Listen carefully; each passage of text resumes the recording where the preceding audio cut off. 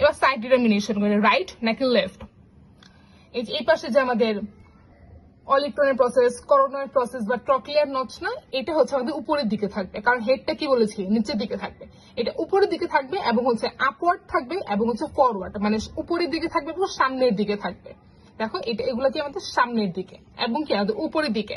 আর sharp যে ইন্টারোসিয়াস বর্ডারটা না, এটা হচ্ছে আমাদের ল্যাটারালি থাকবে। ল্যাটারালি দাও।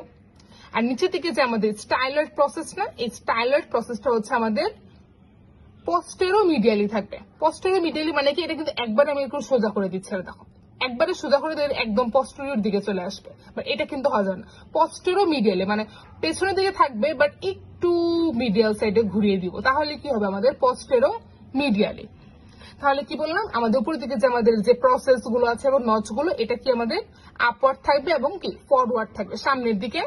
শার্প যে ইন্টারোসিয়াস বর্ডারটা, এটা কি আমাদের ল্যাটারালি থাকবে। আর আমাদের স্টাইলার প্রসেস কি পোস্টেরোমিডিয়ালি থাকবে, তার মানে কি এটা কি আমাদের রাইট আলনা।